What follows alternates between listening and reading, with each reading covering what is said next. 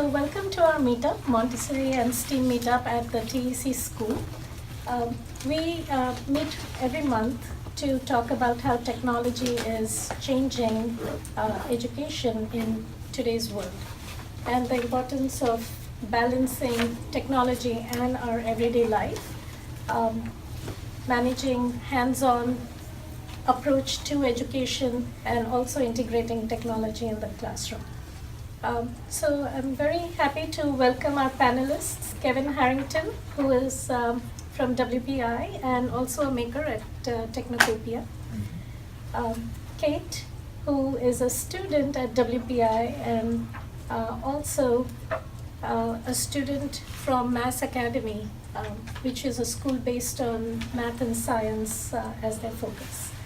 And Sumit Singham, who is an industry leader who works on developing apps for children. One of their software does 3D designs. So he's here to share his thoughts. So welcome everyone, and I'd like to start with introductions. So if you talk about yourself. So my name is Kevin Harrington. I'm a robotics engineer. I graduated from WPI in 2010. I'm now staff at WPI running the robotics engineering labs. I also founded Technocopia Makerspace about 3 years ago with a couple friends, and we've been running it very successfully ever since, which has been a lot of fun. In my off time, I make robotics and animatronics, robot puppets of all sorts.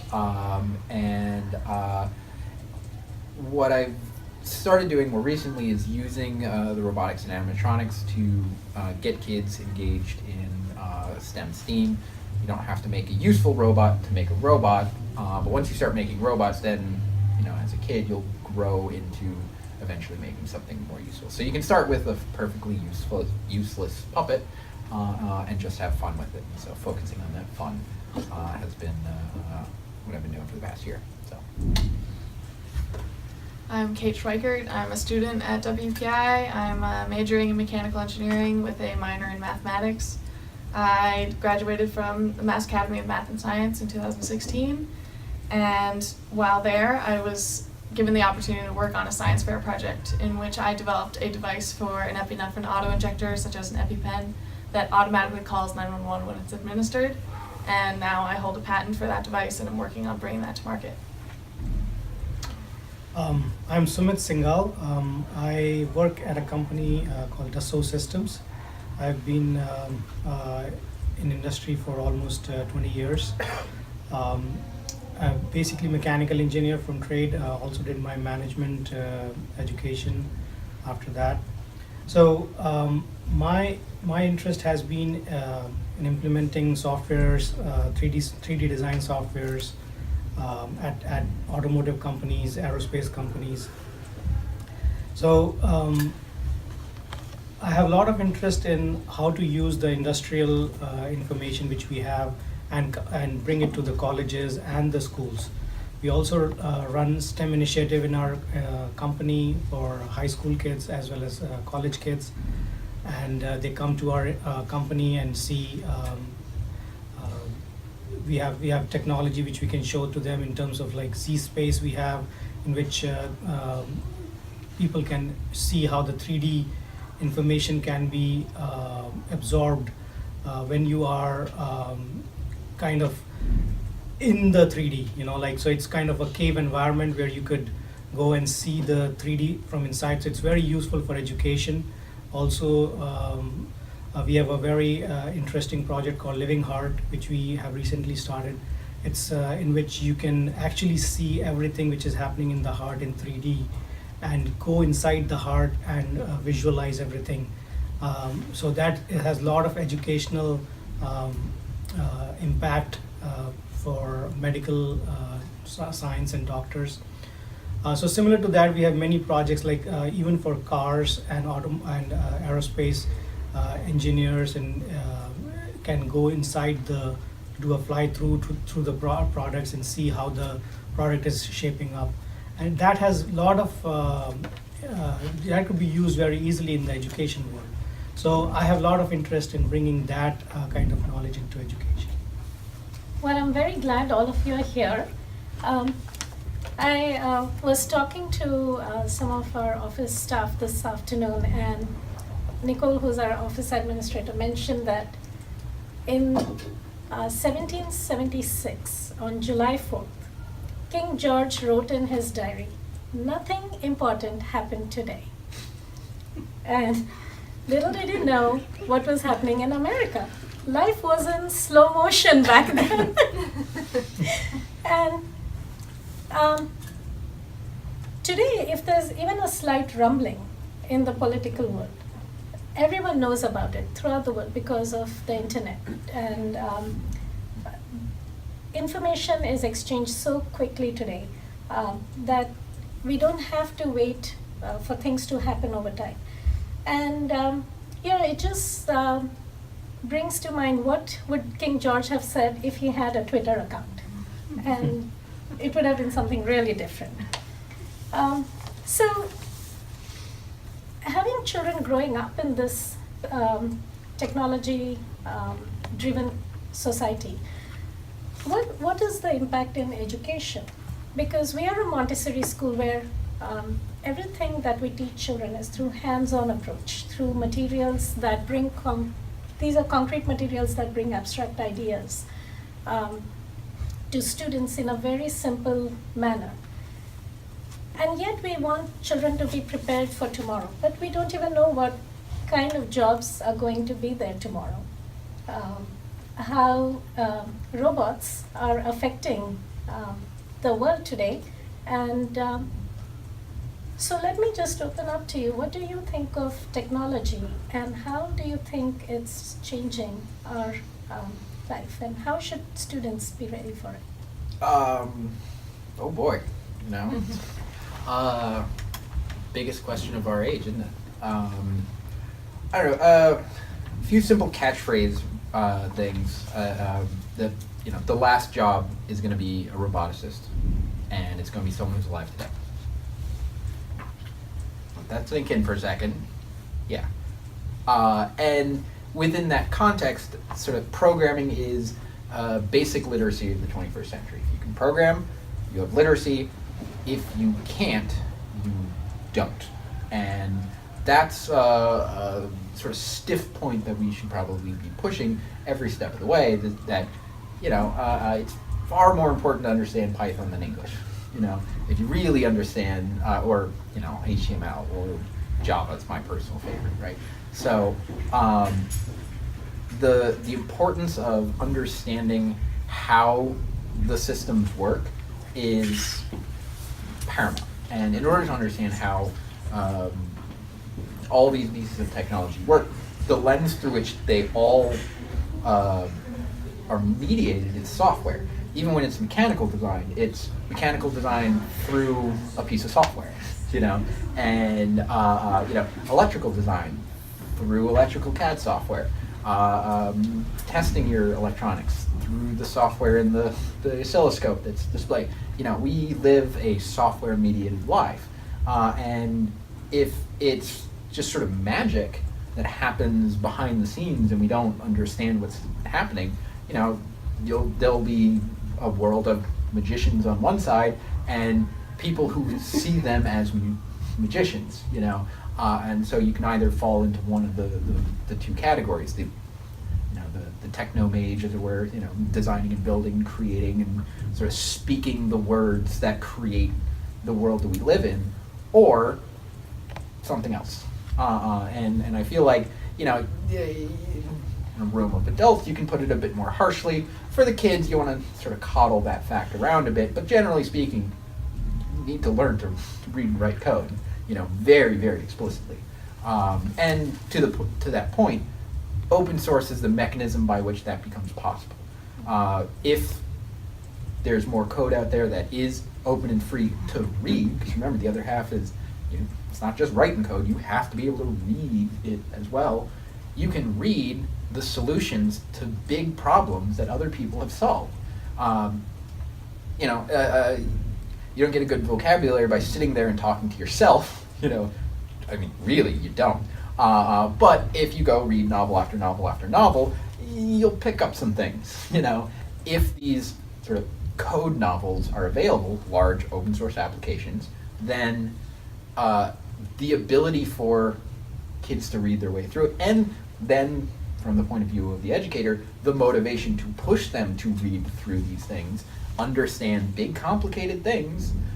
You know, of course, you don't give War and Peace to you know, a second grader. That's not age appropriate, but there are age appropriate books all the way down. And so looking at it from the way that we understand and teach literacy, and trying to take those the importance that's put on literacy, and then the importance on sort of the broadness of literacy, and apply that down to software and software engineering. So that would be sort of my viewpoint on this. And so I do CAD, and I build Muppets, and I build puppets. Everything that I do is open source code, and we present it through the perspective of, okay, this is the cool thing to get you to learn the programming. It's like, you have to build this puppet head because now you're going to learn some Arduino code. Now this is the reason, you know, and it gives reason to the otherwise sort of boring task of learning what is essentially a new language. So keeping that sort of holistic viewpoint, and sort of the long view of, yeah, if you're not programming, you're probably not going to be terribly employable for very much longer in the world that's coming. Right. And I think that, you know, having those puppets, children can relate to them very easily. Again, it's a hands-on activity where there's measuring, there's sewing, gluing, and then learning the code and the math or the programming behind it. So it's very integrated. What are your thoughts, Kate? Well, technology is obviously very important, and I agree entirely. I think open source is so important. I've been using Linux my entire life. I was raised by an open source junkie. And my father always pushed me to learn how to code. I started learning Python when I was very young, and this definitely contributed to my passion for science and math. And in the world we live in today, like, I use my technology all the time. Well, I mean, we all carry it in our pockets, and to be able to use it in a way that's more useful. Like, I'm not just using Snapchat, but I could write Snapchat, and that's pretty cool. And it is important. Like, I'm not going to have a job that doesn't require me to code. All of my work is through software and through code, and I'm a mechanical engineer. So I'm very literate in SolidWorks through my high school and now at WPI, and that is something that's on my resume, and something that future employers have said to me was very important, something that not every student has, but that every student needs. And so, like, I agree. And what do you think shaped you to become a mechanical engineer? What were the building blocks of your childhood? So both of my parents studied mechanical engineering in college, so that drive for them to have kids that were interested in those things as well was important. But I think just being given the opportunity to build things and to tinker with things, doing puzzles instead of watching television, just having that sort of, like, from the get-go, I was growing up to be thinking instead of just doing things. And that was definitely important to my development, and now, like, it's prevalent in what I do. And so, when we talk about thinking in engineering terms,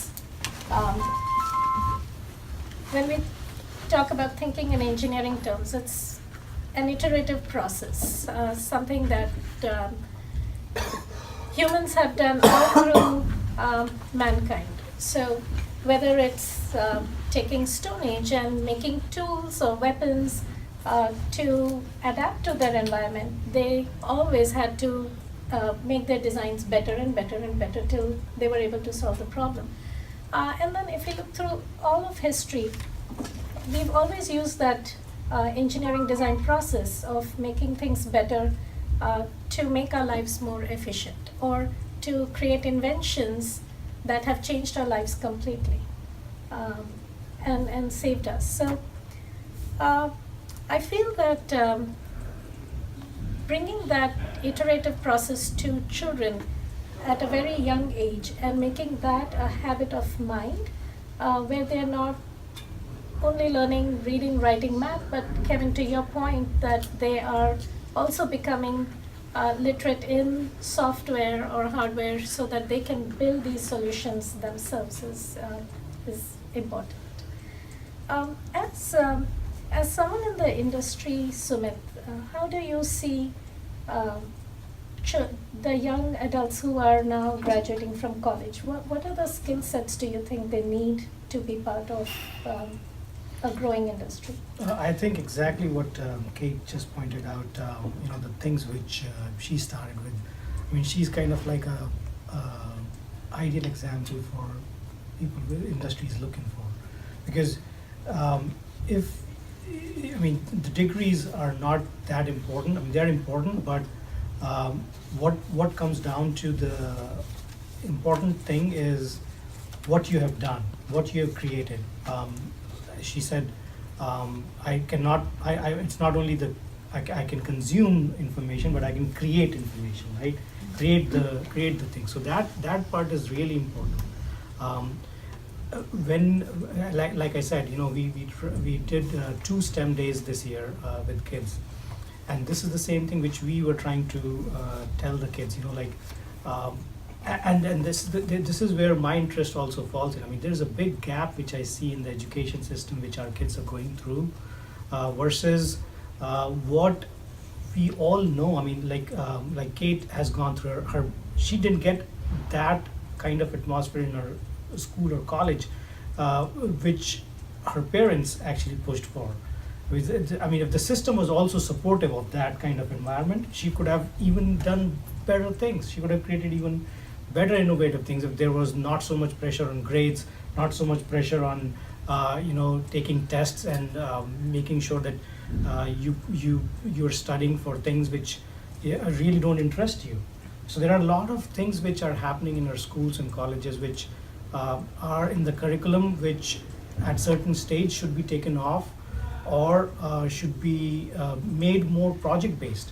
Like her interest into that epipen innovation was basically based because she thought of it as a project which she did, as part of your project. So exactly like these kinds of skills which you develop in after school or in your as a hobby, these are the things which actually industry is now very much focused on. Because like I did some interviews recently, and a guy came to me and he said, I have been playing around with VR and I created these couple of videos and he showed me on the YouTube. I was so interested in that, and I talked the whole interview was about that. Yeah. It didn't even we didn't even go into his like degrees or what. He had done some internships at some places, but we eventually got hired.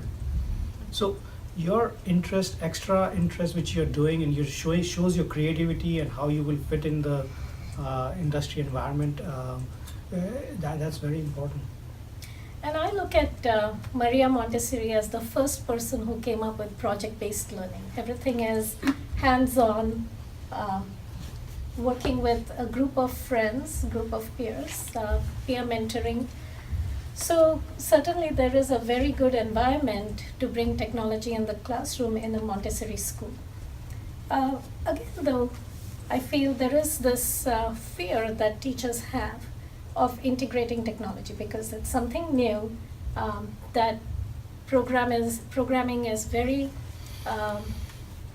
out there kind of a concept for teachers who may not have gone through that training themselves in college.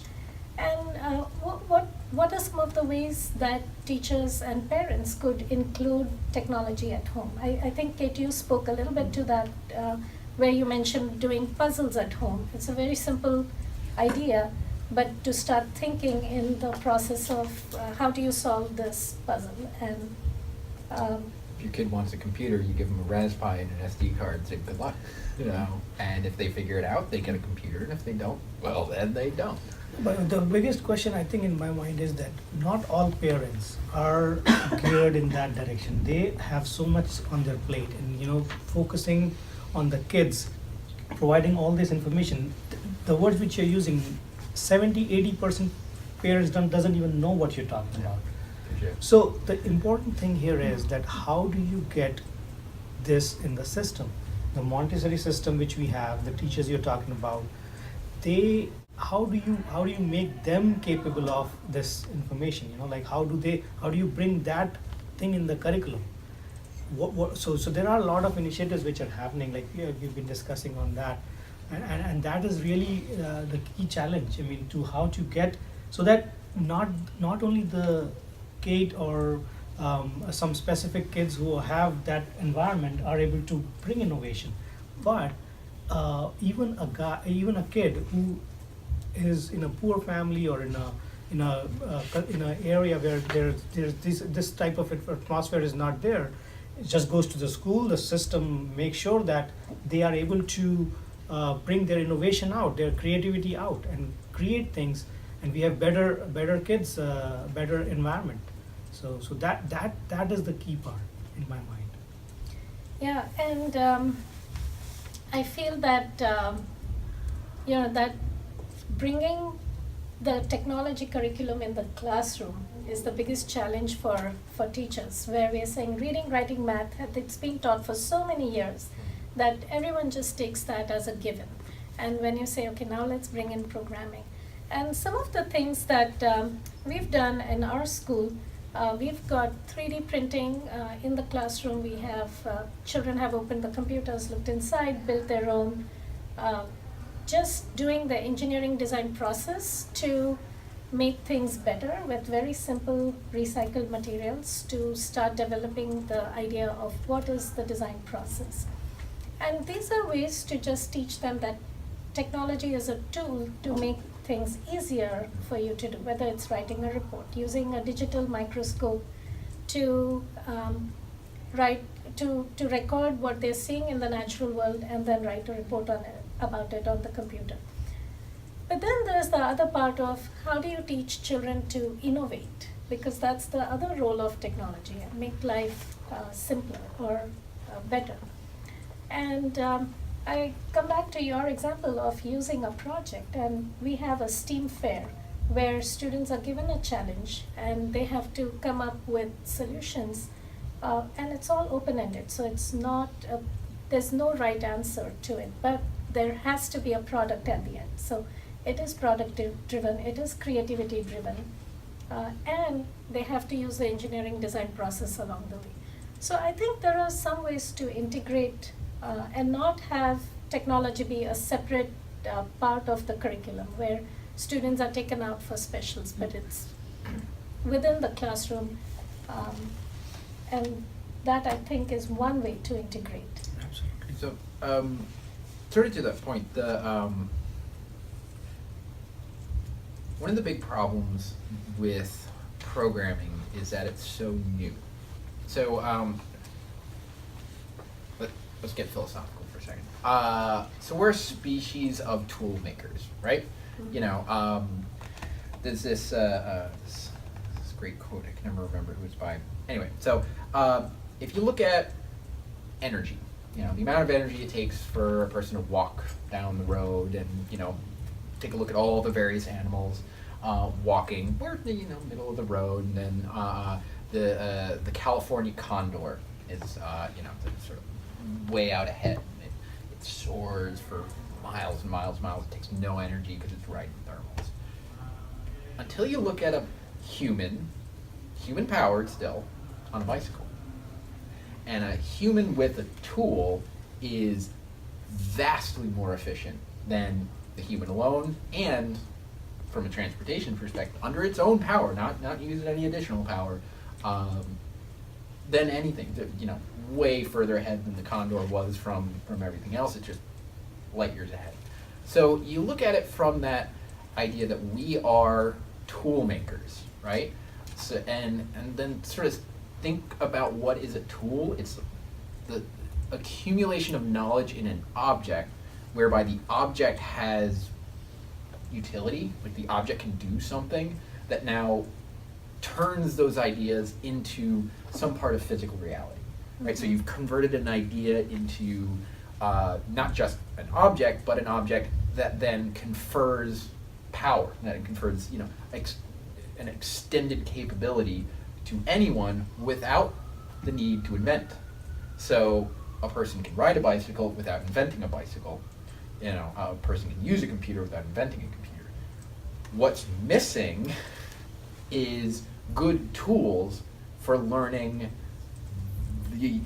for sort of recursively learning itself, Right, for right. learning programming. So what programs are necessary to learn the complexity of the thing that you're trying to then learn, you know? And it's a bootstrapping problem. It's not to say it's an unsolved problem. In fact, it sort of is a victim of its own success. So many programmers will then try to build tools that then have now more capabilities, which have now more complexity, which require more tools to learn, you know, and it just starts ballooning out that way. So we also are not very long down the historical track here, you know. In the digital age. Yeah, in the digital age, the 80s, you know, at the earliest 90s, before anything really started to be manifest, and really wasn't until the 2000s before it was downright useful to the average person. But that's not a long time. But it's still a quarter of a century. I mean, from 1990 till now, I mean, it's almost quarter of a century. So I mean, it's It took 2,000 years to standardize mechanical engineering from the Romans. I all the agree. way I to- mean, it's not a Just long saying. time by any stretch, but I agree with that. But I think the education system, I think, which is the key part, it's really surprising that computer programming is still not part of the curriculum in public schools. And it is only at the late stages in high school when the kids are actually learning some language. I mean, there are unplugged activities which could be introduced.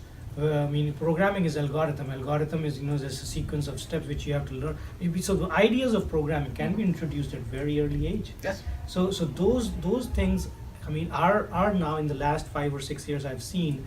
I came across that code.org, Yep. which started the Hour of Code. I've done that a few times myself. Mhm. So those are the things, you know, which is definitely helping, but I think we need a more. Yeah. And what Rupali is alluding to, you know, like getting these activities into the curriculum through after school or before school or during the school time. I mean, I think there is a lot of opportunity in improving the system to do these kinds of things. Yeah, and to that point, it's the tools are starting to catch up, starting to get there. You know, I'm building a tool, you're building a tool. We're all building little tools but if understood what the problem is, and that's kind of the more important point, is what knowledge, what are you trying to embed into the tool? You know, what are you trying to solve? You know, a hammer with a knife with a thing, you know, you can just imagine the Swiss Army knife with too many things, and then it becomes literally unusable. Well, you know, so it's about judicious application of the tools and refinement and paring down and building up not just the software tools, but then the education, the pedagogical structure of what do you need to learn before this other thing. Mhm. You know, you have to learn numbers before you can learn addition, before multiplication, you know, Algebra. before calculus, right? So there's a progression there, and in the same way, programming has progressions, data types, and then, you know, execution, and then, you know, compilation, and algorithms, and classes, and objects, and applications, and networks, and communication of networks, and meta networks. Like, it gets big, but they're all tools, right? And so the problem sort of begs its own answer in that, okay, so all these teachers don't know how to use programming. Why? Because the tools aren't quite there.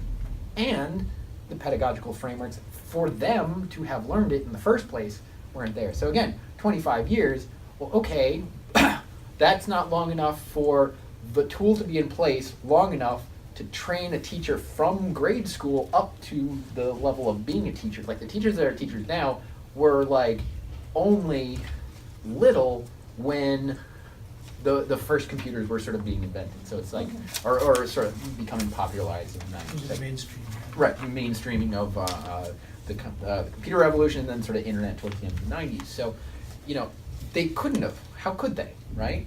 You know, and then the other side of it is, yeah, programmers are paid pretty well, and to get a competitive salary for a software engineer is not the same number as what a teacher would see. So, what are you going to do? Like, not pay your student loans and go be a teacher? I mean, that, like, I guess you can just sort of do that, but it's the structure of economics does not allow that to happen. It just is not feasible. So there's far more complexity there in sort of what the teachers are missing. But to that point, this is a point where we can start bringing in some of these newest tools, the massively online courses, open courseware. So the idea being that if it's the lecture that exists online, and then let's sort of work through problems that happens in the class. Well, strictly speaking, the teacher will just take the classes right ahead of the kids, and if your teacher can't actually take a class and learn a concept from a class, maybe a different teacher's in order, right? So and that sort of structuring of, hey, let's use this fear, this apprehension, as a reason to bring in a new tool that's finally coming online, Code Academy, the Khan Academy, similar sounding, but another category of, and then MIT has all their courseware open. WPI is opening up all their courseware. So the best content is now coming available at the same time that the open lectures are coming available, at the same time that the teachers really need to now have a supplement to their day-to-day lecture. And the other side of it is now if the lectures are the homework, and then in class you're not doing lecture, you're doing project work, it fits right back with the Montessori model of we're doing project in the class, and then if there's homework, they're lectures. Just watch this video. Right.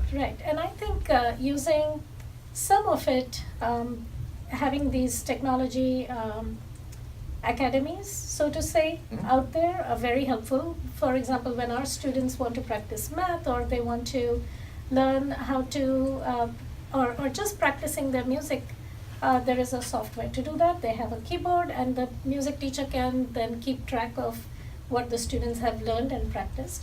So it just does build the efficiency. It gives the students a feel for how they can learn on their own, and that's the way education is headed also, where students are no longer dependent on teachers. If they are interested in something, there are enough course materials out there that they can take and learn and go beyond what's in the classroom. So, it's just amazing to see where our students are headed. It's, I think, up to their imagination where their journey will take them. And it's up to us as educators, I think, to prepare them, give them the skills to think creatively, to be problem solvers, to have the building blocks, as you've all said, to think through problems and solve the problems, and what the possibilities are. So I just like to add one more thing, which is like we talked about project-based learning, but there's one unique thing which is also becoming very, very important, and is a big development for this since only like last 1 or 2 years, which is personalized learning.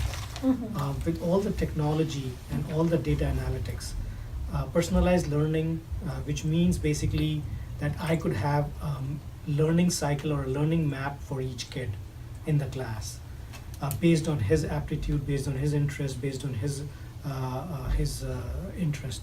So that has become something which is really now coming into the foray, and I think that is very, very important thing to bring into the schools, bring into the classes, and even in the Montessori system, I think it's already there with all the mix of grades. The teacher is obviously paying attention to individual kids, but I think having learning cycles for each kid and tracking that learning cycle to meet the various standards which the government needs, or which the Common Core, whatever the standards are out there, having that mapping and giving the enough space to the kid to explore different like areas based on his learning, because every kid learns differently. I mean, one kid, like my daughter, would continuously move around the house, and when I'm teaching her, she cannot sit and listen. You know, and it's a struggle for me to put her down and say, no, you just focus on what I'm telling you. And she doesn't want to learn that way. It's amazing that she's just moving around, but whatever I'm saying, she's still grabbing that. Yeah. So it's just every kid is, it has a different learning style. Mhm. So we got to keep that in mind in the classes. And we are right now, we have same methodology. And teacher, I don't know how teachers manage it today. It's really a struggle. 25 kids in one class, and everybody has a different way to learn. And the teacher has to just take the stick and this is the behavior chart. Or if anybody doesn't behave properly, they're going down and you're going up, and those kinds of things are done in the class today. So it's the same yardstick for all kids. So it's very, very difficult for kids to bring their creativity outside. Yeah, very true. I mean, there are two goals. One goal for teachers is to prepare the students for the next level. Say, for example, in our school, we have to make sure that our students are prepared for 6th grade when they leave our school. Similarly, all schools have those benchmarks and standards. And then the other goal is to really prepare them for life. Where are they headed? What are their dreams? What is the future for them? So in closing, I'd just like to hear your thoughts. What do you think, in closing, what would you say to teachers and students and parents about technology?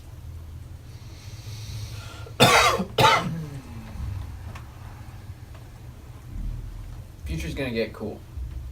Wacky, but cool. Technology is pushing production and automation forward to the point where it's going to be far easier to understand the world through the allegory of Star Trek than it is essentially any other historical framing. We are seeing the very early days of 3D printing. We have not even begun to see where that's going to come, where it's going to turn out. And it's going to be awesome. We envision sort of extended versions of our makerspace with the ability to make literally anything you want. Push the button, robot pops out the thing, sourced from carbon that pulls right out of the atmosphere, food, shelter, clothing, communications, electronics, the whole works, all from one unified not a single machine, but a manufacturing pipeline, fully automated and local to every community. So what you want is what your community has, and what that community wants, that's what they have. All built on automation and built on the skills of knowing how to use these tools to then create themselves, as well as extend their own capabilities in addition to the direct commodities that any individual needs. So the future is full of a lot of free stuff made by robots. I think it's important to urge teachers and parents as well to give their children and their students the opportunity to understand what they're passionate about. Yes, we still need to have the basics, math, science, reading, writing, and computer science. Give students the opportunity to engineer things, to think about things. Instead of just sticking with what's worked in the past, we now need to think about what's coming. And students need to seek out those opportunities as well, because they are there online and also in their communities. But if it's not known to them that those opportunities are there, they're never going to do that. And how are you supposed to know if you're passionate about it if you've never tried it? Right. So I think it's important. The exposure is really important, and schools like this are starting to do that, and that's incredible. But it does need to become standard across schools everywhere. Yeah, I'll reiterate those same things. I mean, what Kevin is saying, technology and future is cool. I mean, it's true, but it has a bad side too. Technology, people are scared that technology is going to do bad things. AI and all the privacy issues are there too. But we cannot be scared of that.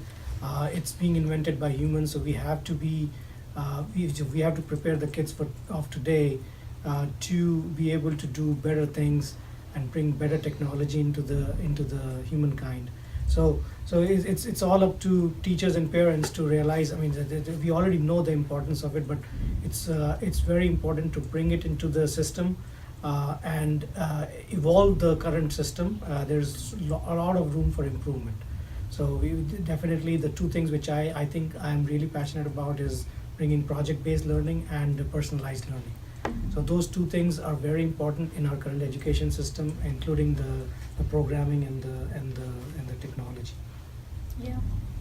So I just have to share a story about one of our students who got a drone at home, and when he was flying the drone with his friends and cousins, the drone got stuck in a tall tree, and the boys couldn't get it down, and so they, instead of asking adults to help, they got some poles that were in their house, and they got some duct tape and tried to attach the poles together to get it down, and they couldn't get it down. They attached more poles, and then one of them realized that, hey, if the drone falls down, it's going to break. So then they made a soft landing pad for it.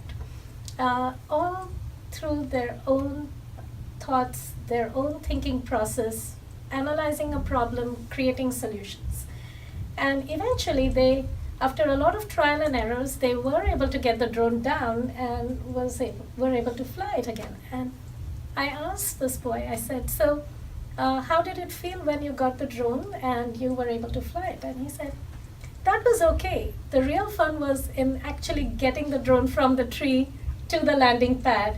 And I think that's what creation does. It brings this satisfaction to us as humans, and how we shape our environment. So thank you very much for joining us, and thank you everyone for coming in. This sort of project was code first. The code created the shapes. The shapes were then assembled by hand, so you have nuts and bolts and fiddly bits. The cloth was not sewn. Sewing is a bit advanced for these folks, but what we ended up actually doing was cut the cloth and glue it on. It's fine. It's close enough. Fur forgives a lot. And cleaning up after the fur is a little bit more of a thing, but the ability to just say, oh, just glue it on, it's fine. It'll look fine because it's fur. It probably will look fine, actually. And then continuing forward, you got inside of it, it's got a little Arduino, it's got a Wiimote, and things. So some of it's things they're familiar with, the Wiimote. Some of it's things they're not yet familiar with, like an Arduino. And by their powers combined, you get something like that. However, because it's code, and because there's never just one thing,